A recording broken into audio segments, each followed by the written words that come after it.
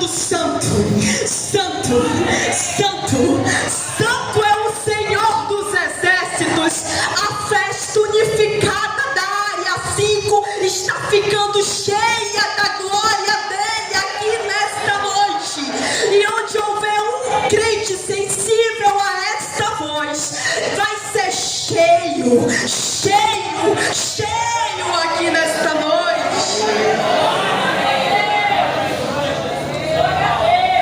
Atos capítulo de número 2, versículo de número 42.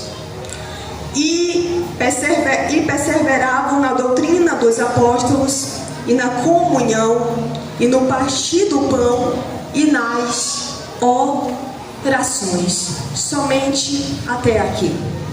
Quero te pedir agora que você não fique se locomovendo no meio do culto, porque eu tenho uma grande dificuldade de pregar onde há muita andança, digamos assim, no meio da igreja. Eu fico toda desconcentrada quando eu vejo muitos irmãos passeando no meio do culto. Isso tira tanto a minha atenção como tira a tua para adorar também. Porque esta noite aqui não é noite de desfile. Não é noite para você apresentar a roupa que você veio. Não é noite para você ficar andando para mostrar o quanto você está bonita. No final do culto você mostra. No final do culto você vai mostrar. Agora, nesta hora aqui, é o momento de adorar. É o momento de exaltar. Então, pelo amor de Deus, se desconecta das pessoas, se desconecta de tudo e começa a se conectar com o Pai agora, porque eu tenho certeza que o fogo descerá sobre este lugar. E bom é se você estiver do lado de alguém pentecostal, se você estiver do lado de alguém que é do manto, porque assim como coisa ruim às vezes pega, o fogo do Espírito Santo também. Então eu profetizo que crente morto que estiver perto de crente vivo vai ser cheio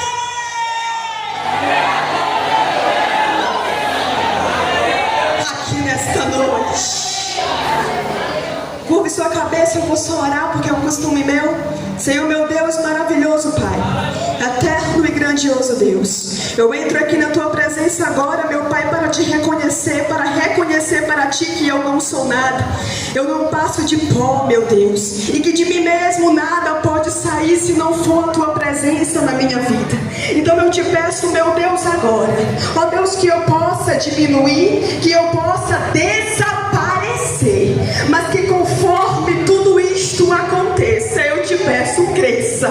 Eu te peço, apareça aqui no meio do teu povo e mostra para o teu povo que está aqui nesta noite o sentido da verdadeira adoração. Oh meu Deus, e eu já quero te lembrar, começar te lembrando aqui quem é que está aqui nesta noite. Sabe quem é que está aqui nesta noite? É aquele que foi profetizado por Isaías no capítulo de número 9, no versículo de número 6. Porque um menino nos nasceu, um filho se nos deu, e o poder do mundo inteiro estava sobre os seus ombros. E qual é o seu nome, pregadora? O seu nome é maravilhoso, Conselheiro, Deus forte, Pai da eternidade e Príncipe da paz.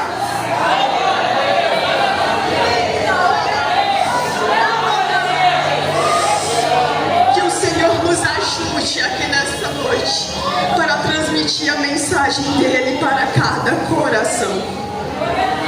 Quando eu me deparo diante do livro de Atos dos Apóstolos, logo me vem à mente o escritor do mesmo. E o escritor do mesmo, ele é muito conhecido por todos nós. Quem escreveu o livro de Atos não foi nada mais, nada menos do que o grande doutor médico Lucas, ou o médico amado como o apóstolo São Paulo, ou Saul de Tarsis, ou Paulo, o apóstolo Paulo, como você o deve conhecer. O médico Lucas, ele era letrado. O médico Lucas, ele era um grande erudito. O médico Lucas, ele era um grande apologeta da ciência medicinal. O médico Lucas, ele era estudado. Há quem diga que ele estudou no Egito, porque ali naquele lugar era onde tinha os melhores professores da área da medicina. Então Lucas, ele era Lucas, ele tinha sabedoria. Lucas, ele tinha talvez até eloquência na sua fala, porque era um homem que bem conhecia, era um homem que era estudado. Então esse homem, esse médico Lucas, ele agora vai escrever o livro de Atos dos Apóstolos. Só que para escrever um livro como ele escreveu, não me refiro agora ao livro de Atos, mas me refiro agora ao Evangelho de São Lucas. Quando eu me deparo com o Evangelho de São Lucas, que também foi escrito por ele, quando eu olho para aquele Evangelho, de uma forma que ele retrata tão bem detalhado sobre a vida de Jesus, eu muito me admiro quando sei que ele não foi uma testemunha ocular de Jesus. Ele não foi participante do ministério terreno de Jesus, pastor Rogério. Ele não presenciou aquilo que os outros discípulos, porque eram discípulos, viram. Então quando eu me deparo com o Evangelho de São Lucas, eu logo fico pensando o que levou esse homem a escrever com tanta profundidade um livro, um Evangelho como esse. E o Senhor colocou no meu coração algo. E isto daqui que eu vou falar agora é licença de pregador. Quem já ouviu aqui licença poética, essa frase? Não tem a licença poética? Agora eu vou falar sobre a licença de pregador. É o que o pregador, é uma licença que o pregador tem de examinar o texto, de ler o texto e de procurar uma orientação e uma interpretação divina. E eu lendo o livro de Atos, eu percebi uma vez em que o apóstolo Paulo, ele pregava em uma determinada região. E quando ele pregava em uma determinada região, os judeus daquela cidade queriam expulsar, e expulsaram por causa do seu sermão em Atos capítulo de número 14. Quando os judeus os expulsam dali, Paulo, ele vai se fingir de morto, pastor Rogério, para que as pessoas ali olhassem para ele, os judeus, e pensassem assim: olha, ele morreu, então se ele morreu, acabou. Se ele mostrasse ali que estava vivo, de certo ele seria morto. Mas como ele mostrou que estava morto, ele ficou vivo. E nessa hora que ele fica ali do lado de fora da cidade, se fingindo de morto, a palavra do Senhor em Atos capítulo de número 14 vai dizer que os discípulos vão ali para ajudar Paulo, que os discípulos vão ali para ajudá-lo. Por quê? Porque ele estava ferido, porque ele acabara de ser flagelado, porque ele acabara de ser maltratado. E será que quando uma pessoa está doente, quando uma pessoa está flagelada, quando uma pessoa está com cortes, quando uma pessoa está tendo sangramento, quem é? Atrás de quem que as pessoas vão? De um médico. E o Senhor colocou no meu coração uma coisa, e eu vou te falar esta revelação divina aqui. E nesta hora eu imagino que os discípulos começaram a se indagar e perguntar: para qual médico vamos levar Paulo? Para qual médico vamos levá-lo para ele ser atendido? E quem sabe, e agora talvez os discípulos, eles olham um para o outro e dizem assim: vocês conhecem aquele médico Lucas? Vocês conhecem o quanto que ele é bom nessa área? Vocês conhecem o quanto que ele é bom na área da medicina? Vamos levar Paulo para ele atender. E o Espírito Santo coloca no meu coração, e eu já vi também historiadores e pregadores falando sobre isso, que talvez foi nesta hora que Lucas foi tocado. E então, quando os discípulos talvez levam ali Lucas, levam ali o apóstolo Paulo para Lucas atendê-lo, quando Lucas examina aquele corpo, ele percebe tem ferimento, ele percebe tem sangue, e talvez ele pega um algodão e começa a limpar o sangue que estava ali jorrando. Talvez ele pega um algodão para limpar as feridas que estavam ali abertas. Só que quando ele pega aquele algodão, aí a minha imaginação vai além. Quando ele pega aquele algodão que ele começa a limpar, ele percebe que não tinha só aquelas feridas daquele momento, ele percebe que não tinha só aqueles hematomas daquele momento. O médico Lucas então percebe agora que Paulo, ele tinha mais ferimentos que isto. Ele tinha ferimentos que não havia acontecido naquele momento presente ali. E então ele espera talvez Paulo acordar para perguntar para ele de onde que tinha surgido esses ferimentos. E talvez ele comece a se indagar agora: não, este homem aqui só pode ser um soldado romano, ou um pretoriano, ou talvez um gladiador romano, porque para ter tanta marca assim, ele só pode ser um homem que é acostumado a ir para a guerra, ele só pode ser um soldado do governo. E eu imagino que quando Paulo acorda, ele começa a dialogar com o médico Lucas, e o médico Lucas olha para ele e pergunta assim: de onde é que vem tanto hematoma? Você possivelmente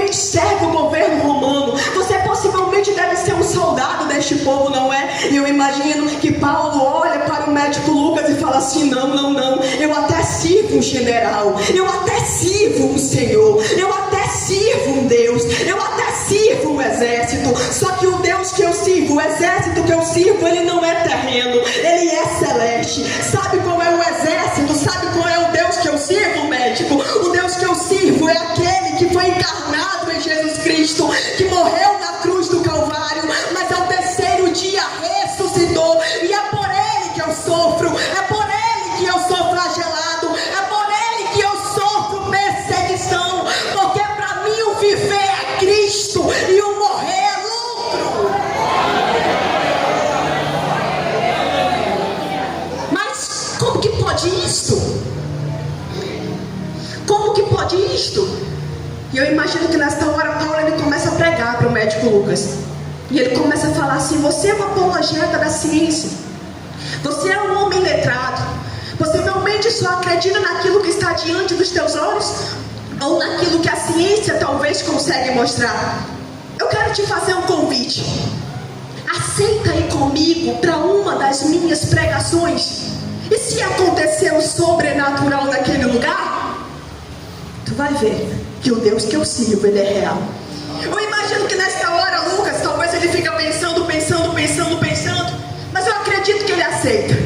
E lá, em Atos capítulo de número 20, lá vai os dois, para um discurso, para uma pregação de Paulo, em um determinado lugar, chamado de Troade. Em Atos capítulo de número 20, Paulo ele vai dar um sermão e Lucas está lá o prestigiando. Quando Lucas está lá o prestigiando, a Bíblia vai dizer em Atos capítulo 20, que um jovem chamado Eutico, ele cai do terceiro andar e morre. Quando este jovem cai do terceiro andar e morre, possivelmente as pessoas que estavam ali naquele lugar querem buscar uma explicação, querem saber o diagnóstico do menino. E é nesta hora que eu imagino que certamente eles não chamaram Paulo, mas certamente eles chamaram um médico que estava ali em Atos capítulo 20. E quem era o médico que estava ali em Atos capítulo 20? Nada mais, nada menos do que o médico Lucas. E eu imagino quando o médico Lucas chega diante de Eutico, ele olha assim, pastor Rogério, e diz: estamos aqui, não tem jeito, o pescoço está quebrado, o menino está morto, não tem mais vida, não tem jeito. Aí é nesta hora que eu imagino que Paulo ele olha para o céu e fala assim: oh Deus, o Senhor lembra que eu disse para ele que se ele vê, ele vai começar a crer. O Senhor lembra que eu disse para ele que se ele contemplar além da medicina, ele vai crer em ti. Faz um milagre agora. Eu imagino que nesta hora o médico Lucas cutuca Paulo e fala assim: ó Paulo, morreu. E nesta hora quem cutuca Lucas agora Paulo e diz assim: morreu não, dorme. E eu vou te provar que como o Deus que eu sirvo, ele é além da medicina, que como o Deus que eu sirvo, ele é além da ciência, que como o Deus que eu sirvo, ele é além da imaginação do homem, que ele é além da matemática, além da física, além da psique.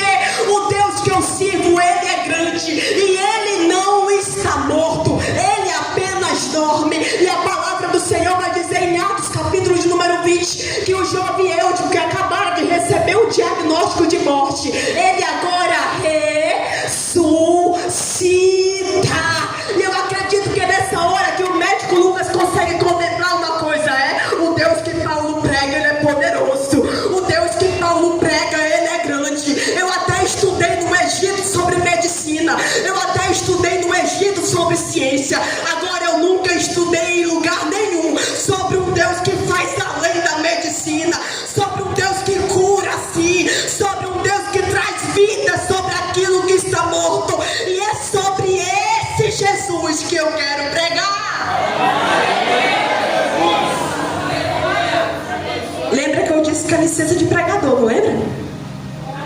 Eu imagino que agora eufórico, ele começa a ter um encontro real com Deus. E ele vai escrever tão bem no Evangelho, dado o Evangelho de São Lucas, e escreve também o livro de Atos dos Apóstolos. Acabando eu agora de falar sobre o autor de cujo livro eu acabara também de ler, agora eu quero me voltar à minha temática, a temática que eu tenho nesta noite. A temática que eu tenho nesta noite é fortalecidos na palavra e na oração. E acabara eu pode ler um versículo que fala sobre isto, que a igreja primitiva, ela crescia em quê? Na doutrina dos apóstolos, palavra. Ela crescia na comunhão, ela crescia no partir do pão, e ela crescia onde? Na oração. E eu quero me atentar somente às duas coisas: doutrina dos apóstolos, palavra, oração. Eu quero me atentar para isto, porque isto é o tema que eu tenho nesta noite. E começando eu a falar sobre doutrina dos apóstolos, não há como falar de doutrina sem falar sobre santificação. Não há como falar de doutrina sem falar de conserto. Não há como falar de doutrina sem falar de renúncia. Não há como falar de doutrina não dizendo para você aquilo que é certo, não diante dos teus olhos, mas aquilo que é certo diante dos olhos dele. Não há como falar de doutrina dos apóstolos se eu não olhar para a minha geração mandando e pedindo que o Senhor tenha misericórdia de nós, para que possamos voltar ao primeiro amor que acabamos deixando para trás, que acabamos deixando ali talvez trancado em uma caixinha, e temos que destrancar a caixinha e voltar a ser como a igreja de Atos capítulo de número 2 era. E a palavra do Senhor vai dizer que eles estavam ali orando. Eles estavam ali o quê? Orando. Porque em Atos capítulo de número 1, o Senhor Jesus, no momento da sua ascensão, ele vai olhar para os discípulos que estavam ali, cerca de 500 pessoas. Ele vai olhar para os discípulos e vai dizer assim para eles: olha, ficai aqui em Jerusalém e esperai a promessa de meu Pai, que há de vir sobre vocês não muito depois destes dias. Porque na verdade João batizou com água, mas o Espírito que cairá sobre vocês, este batizará com fogo. E eles se reúnem agora, depois do momento da ascensão, e passam 10 dias em oração, pastor Rogério. Eles passam 10 dias orando, esperando aquela promessa que Jesus acabara de falar para eles no momento da sua ascensão. Agora pergunto para você, quem foi que mandou os discípulos orar? Ninguém. Jesus em nenhum momento disse assim: olha, fique em Jerusalém e ore. Leia ali Atos capítulo 1, porque se você ver a oração, eu paro a mensagem agora. Mas não há nenhum momento Jesus mandando para eles: olha, fique, espere orando. Não, eles que entenderam que revestimento só vem sob oração. Eles que entenderam que quebrantamento só se consegue através da oração, meu Deus. Eles que entenderam que para descer fogo do céu só desce através da oração. E tem gente já entendendo aqui nesta noite, mas tem gente que não entende nada. Mas nesta noite eu creio que vai descer um fogo do Espírito Santo sobre este lugar, o mesmo fogo que desceu em Atos capítulo 2, e vai encher a casa. Talvez no momento da ascensão, quando Jesus ele sobe aos céus, talvez se levanta o irmão Pedrão, e talvez o irmão Pedrão ele faz assim uma cutucada no João, no discípulo amado, e fala assim para ele: ô João, o nosso mestre nos ensinou uma coisa, o nosso Jesus nos ensinou uma coisa enquanto vivia aqui conosco. Ele nos ensinou que tudo se resume sobre a oração. Ele nos ensinou que tudo só acontece através da oração. Você lembra, João, de quando ele disse que tem coisas que só se resolvem no jejum e na oração? Você lembra quando ele subia ao monte para orar? Você lembra no momento do Getsemane, quando ele estava ali triste, quando ele estava ali desanimado, mas foi a oração que ele fez dentro daquele jardim que fez ele sair lá de dentro como um leão? Você lembra, João? Talvez nesta hora João ele lembra. Eu lembro sim, até porque foi ele que nos ensinou a orar, até porque foi ele que nos ensinou a oração do Pai Nosso com os fundamentos principais. Eu lembro sim daquela oração que ele entra lá dentro triste, ele entra lá dentro de cabeça baixa, mas ele sai daquele jardim como um leão que nunca temeu nada. Ele sai daquele jardim fortalecido, não temendo mais nada. Então, Pedrão, a gente vai orar. Eu imagino que eles se reúnem ali. Talvez nesta hora o líder era Pedro. Pedro ele reúne e fala assim: olha, ele falou que vai vir. Ele falou que o Espírito há de descer sobre nós. Mas nós não podemos esperar de qualquer jeito. Nós temos que ficar aqui, esperando em oração. E foi através desta oração que se passou o primeiro dia e nada aconteceu. Que se passou o segundo dia e nada aconteceu. Se passou o quinto dia e nada aconteceu. Se passou o sétimo dia e nada aconteceu. Mas chegou o 10º dia e aí aconteceu. E quando chegou o 10º dia daquela oração, a minha Bíblia diz que desceu sobre eles um vento veemente e impetuoso e encheu toda a casa e desceu um fogo do céu e batizou.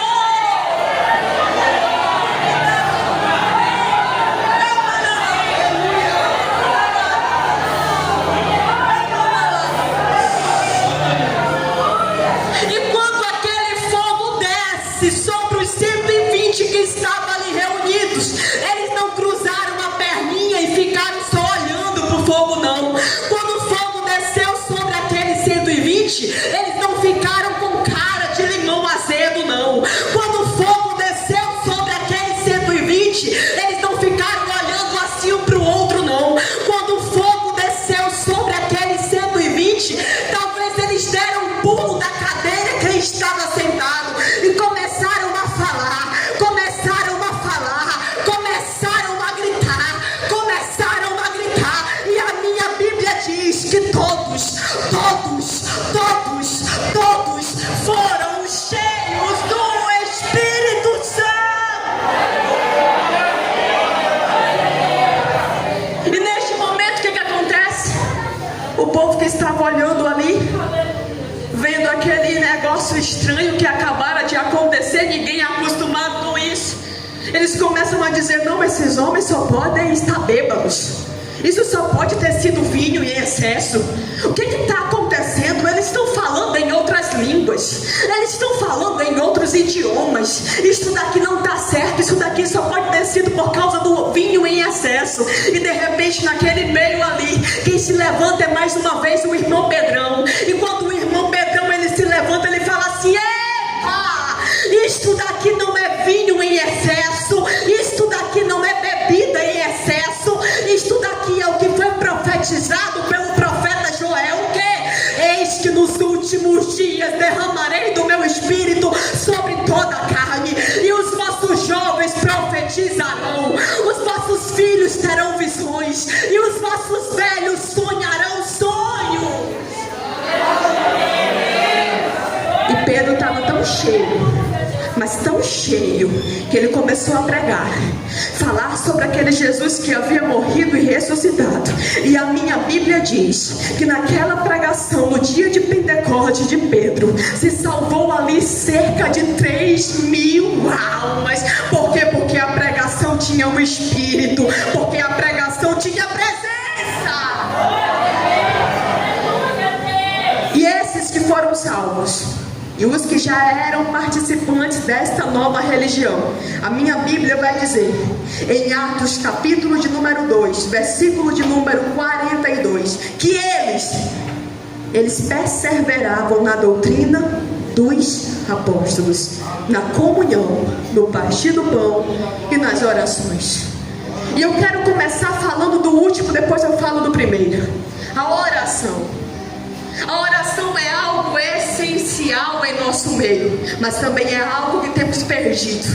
A oração é algo que devia ser cada vez mais eficaz, é algo que devia ser cada vez mais preservado, é algo que devia ser cada vez mais falado, é algo que devia ser cada vez mais praticado. Mas, no entanto, a oração, nós observamos que tem saído do meio dos nossos púlpitos, tem saído do meio dos nossos povos, tem saído do meio da Assembleia de Deus aqui no Brasil e em todo o mundo.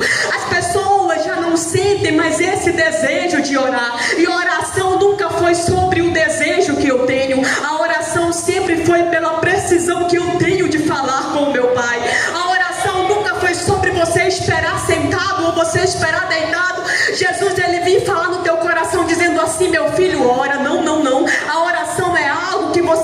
colocar no seu coração e na sua mente. Orar não é sobre orar quando eu quero, é orar entendendo que eu preciso dele, é orar entendendo que sem ele eu não vivo, é orar entendendo que sem ele eu não sou nada, e não há outra forma, não há outro meio, não há nada, não tem como, não há uma linha de comunicação que eu possa me conectar com ele, que não seja através da oração. E a Bíblia me ensina a orar, a Bíblia te ensina a orar. Aonde, pregadora? 2 Crônicas 7,14. Se o meu povo que clama pelo meu nome se humilhar e orar e buscar a minha face, eu os ouvirei do céu, perdoarei os seus pecados e sararei a sua terra.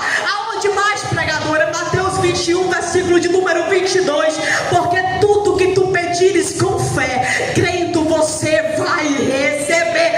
Aonde mais, pregadora? Tiago 5, versículo de número 16. Porque a oração feita por um justo pode muito em seus efeitos. Mateus 6,6. E tu, quando orares, entrando no teu aposento, fecha a tua porta para falar com o teu pai, e o teu pai que está em secreto publicamente te recompensará.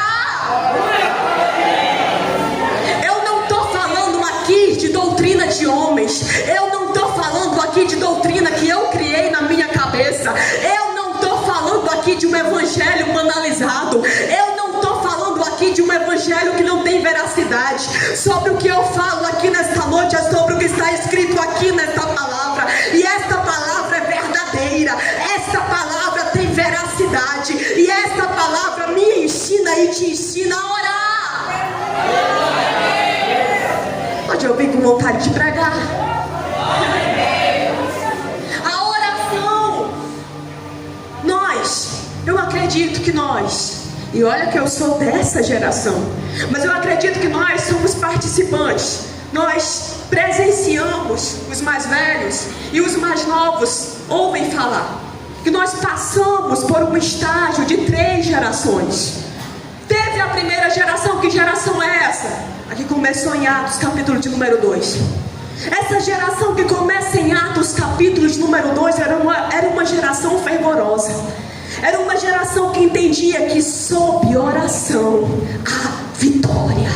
Era uma geração que entendia que a oração fecha a boca do leão, que a oração faz com que ele entre na fornalha contigo, que a oração faz o mar vermelho abrir, que a oração faz Golias cair, que a oração derruba exércitos, que a oração derruba muralhas, que a oração faz com que você seja liberto, que a oração faz com que o inimigo não te toque, que a oração faz que obra de macumbaria, feitiçaria, bruxaria não toque em você.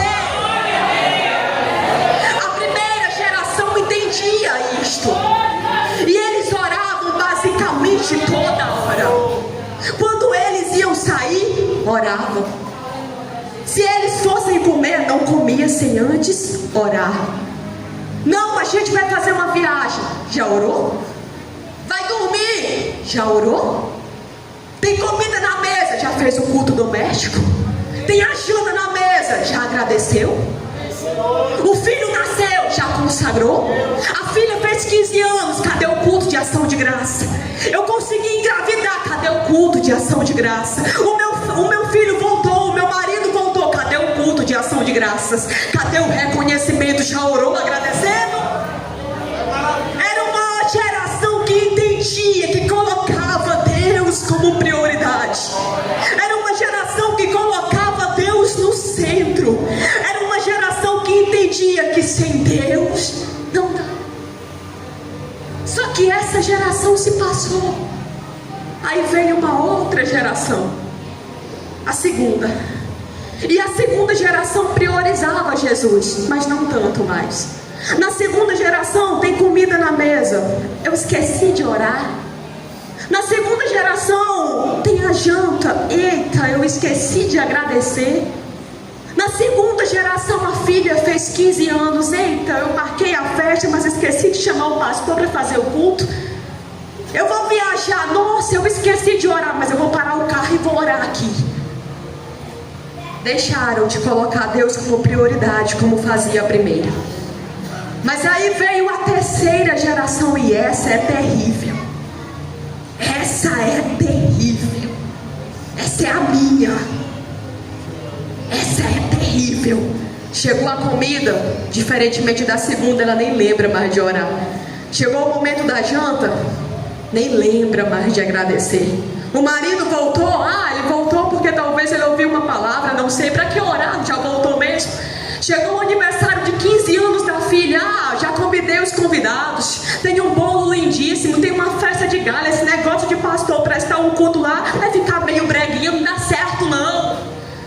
A terceira geração descartou Jesus, colocou Jesus somente em volta daquilo que ela verdadeiramente prioriza.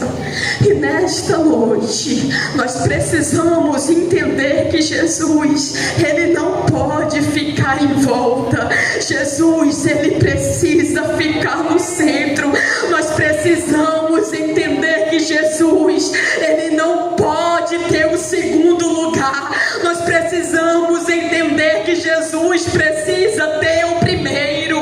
Nós precisamos entender que Jesus deve ser a minha prioridade. E nesta noite Jesus está falando para mim, Jesus está falando para vocês, Jesus está falando para você: eu quero retornar ao meu lugar. Eu preciso retornar ao meu lugar. Se não tiver oração, você vai cair. Se você não orar, o inimigo vai conseguir. Se você não orar, você vai ser perseguido e vai ser vencido.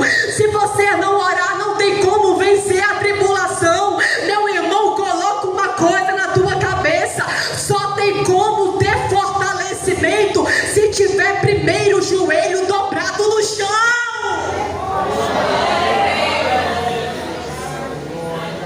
Mas eles cresciam também aonde? Na doutrina dos apóstolos. Ou seja, eles cresciam alicerçados na palavra.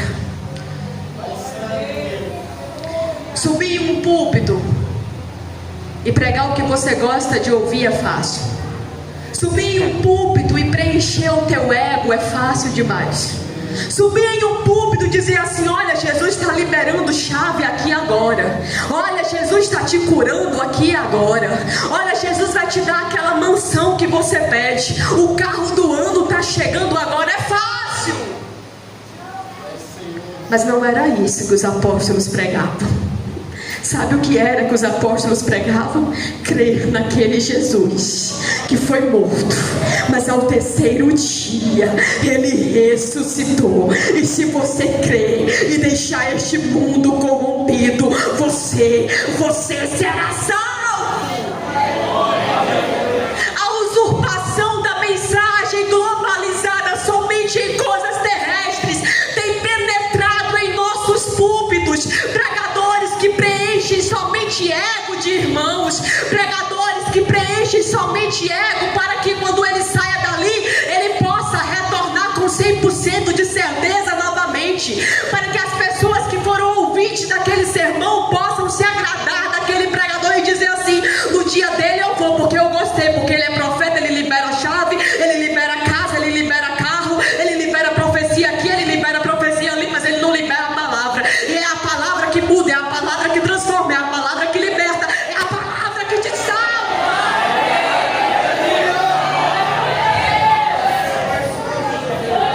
E quando eu vejo isto daqui, não tem como eu não me recordar dos nossos pais na fé.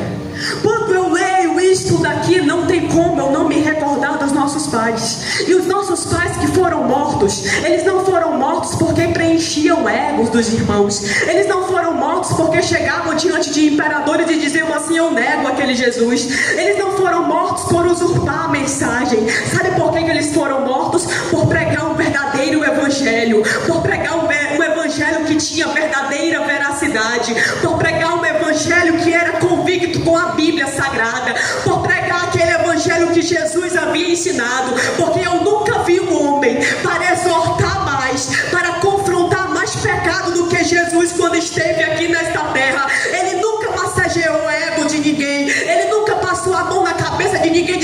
continua no teu erro não. Ele dizia o quê? Você agora não vai pecar mais. Fortalecidos na palavra. E quando eu me lembro dos nossos pais na fé, eu percebo que eles foram mortos por pregar um verdadeiro evangelho. E o que é que nós estamos fazendo do evangelho atual? E o que é, em que nós estamos transformando o evangelho atual? Em que nós estamos transformando as nossas pregações atuais? Eu me lembro que em 1370 nascia um homem na Boêmia, cujo nome era John Hus, ou então João Hus. E este homem, ele nasceu em um período totalmente inusitado para aquela pregação que ele queria pregar, porque ele queria confrontar a igreja católica, porque ele queria bater de frente com o sistema do catolicismo. Ele dizia assim: não, indulgência não pode ser, não cobrar por salvação, não, isso não dá certo, e eu vou pregar, eu vou bater de frente. E este homem, ele é conhecido como um pré-reformador. E João Hus, ele começa a pregar contra o catolicismo, ele começa a pregar contra as indulgências, ele começa a pregar contra aquilo que os papas estavam pregando ali sobre cobrar pelo direito de você entrar no céu. E ele começa a pregar, só que naquele tempo, era um tempo em que quando você confrontava o sistema católico, você seria morto. E então chega um momento agora que John Hus, ele vai ser morto, sabe como? Queimado, por propagar um evangelho com veracidade. E a história conta que quando ele está ali, perto de ser queimado vivo, ele olha para aqueles soldados que estavam ali querendo matar. E quando eles olham para aqueles soldados que estavam ali querendo matar, ele fala assim: olha, hoje vocês estão matando um ganso, mas daqui a 100 anos haverá um cisne, e nesse cisne vocês não poderão tocar. Nesse cisne vocês não poderão tocar e nem calar. E a história conta que sabe como foi que ele foi morto? Queimado? Cantando. E ele cantava Jesus. Eu não vou cantar porque eu não sei, mas ele cantava Jesus. Filho de Davi, tem misericórdia de mim.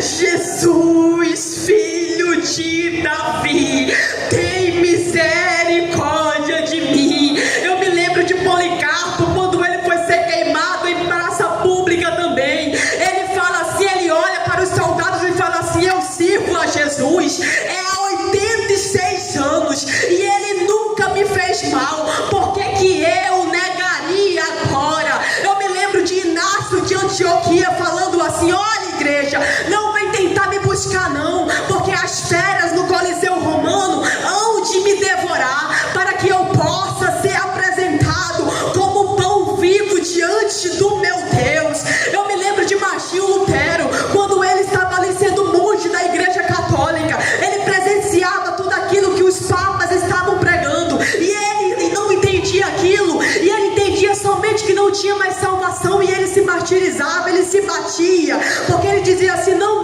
todos nós pecamos e destituídos estamos da glória de Deus.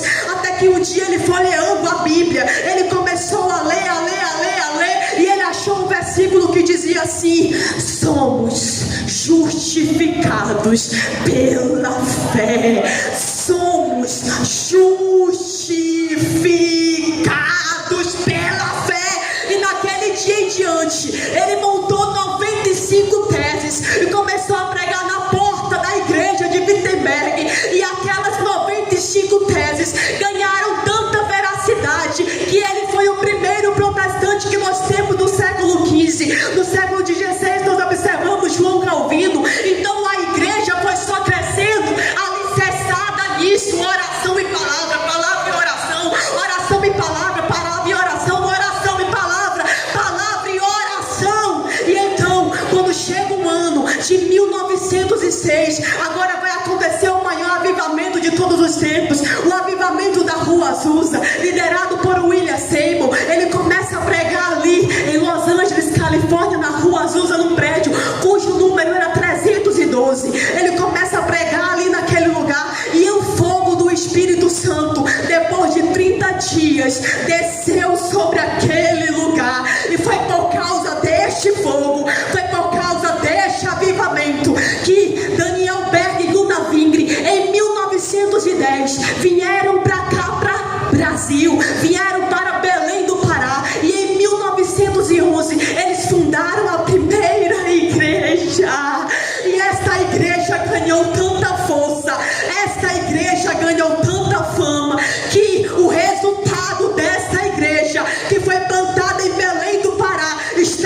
diante dos meus olhos nesta noite. O resultado desta igreja sou eu. O resultado desta igreja é você. O resultado desta igreja de 1911 somos nós.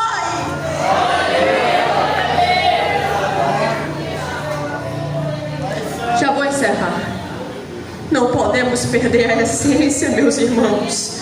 Não podemos deixar para trás a doutrina, meus irmãos. Não podemos deixar para trás as nossas raízes fincadas e baseadas no poder da oração. Nós precisamos entender uma coisa, que na igreja só há crescimento se tiver palavra e se tiver oração. Que na igreja só há crescimento se tiver santificação e renúncia. Porque Jesus, Ele nos cobra isso, Ele me cobrou isso, Ele te cobra isso. 1 Pedro, capítulo de número 1, versículo 15 e 16. Porque assim como o que vos chamou é santo, sede santo em toda forma de viver, porque está escrito, Ele é santo. Nós precisamos retornar. Fica de pé. Fica de pé.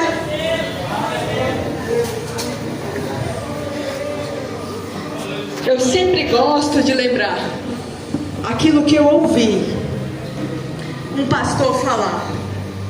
Sabe quem é esse pastor? Zé Carlos de Lima. Ele falou a seguinte frase: se a Assembleia de Deus não acordar daqui uns tempos, não haverá mais diferença entre a Assembleia de Deus e qualquer outra denominação. Nós precisamos fechar os nossos olhos carnais e abrir os nossos olhos espirituais, porque o mesmo avivamento que desceu sobre os primeiros pré-reformadores, o avivamento que desceu sobre os protestantes, o avivamento que desceu na Rua Azusa, o avivamento que desceu no dia de Pentecostes, Ele também está querendo descer e pairar sobre a vida de cada um que está aqui neste lugar. E eu creio que este dia de festa é o 10º dia do dia de Pentecostes também. É hoje que Deus quer fazer, é hoje que Deus quer batizar, é hoje que Deus quer usar, é hoje que Deus quer curar, é hoje que Deus quer te levar numa dimensão. O dia não é amanhã, o dia é hoje. Então, pelo amor de Deus, começa a se quebrantar agora, começa a se conectar agora. Pelo amor de Deus, frieza espiritual de demônios saiam, pelo amor de Deus, porque o fogo que quer descer sobre este lugar, esse fogo é santo.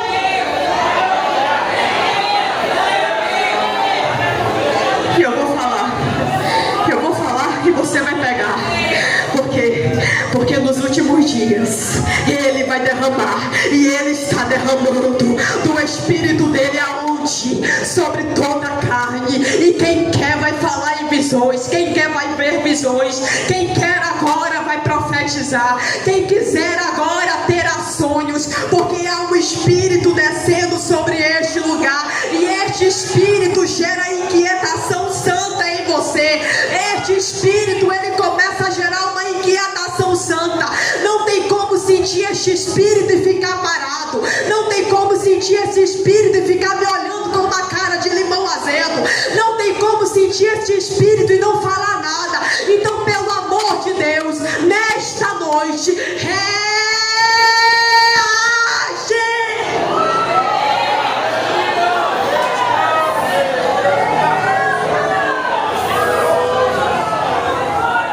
O pastor Micael me deu liberdade para que eu chamasse aqui à frente. E eu quero chamar aqui na frente quem quer nesta noite um quebrantamento do céu. Eu quero chamar aqui na frente nesta noite quem quer entrar numa dimensão espiritual diferente, quem quer ser cheio nesta noite. Pelo amor de Deus.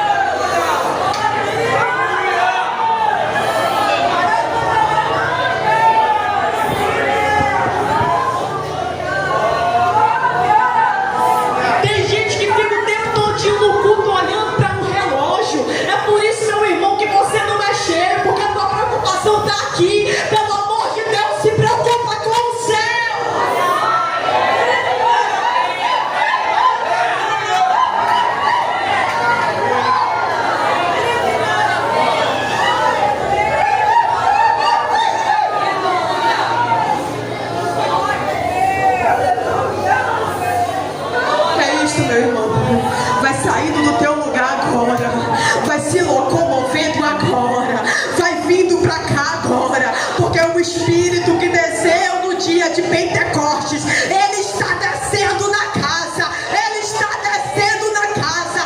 Ele está descendo na casa.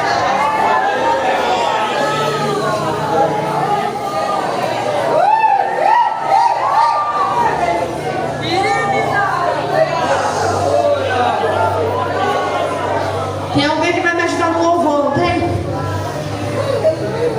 Porque se eu cantar, os irmãos que estão aqui na frente vão tudo sair correndo. Há um quebrantamento espiritual aqui nesta noite. Há um fogo do céu aqui nesta noite. E eu te convido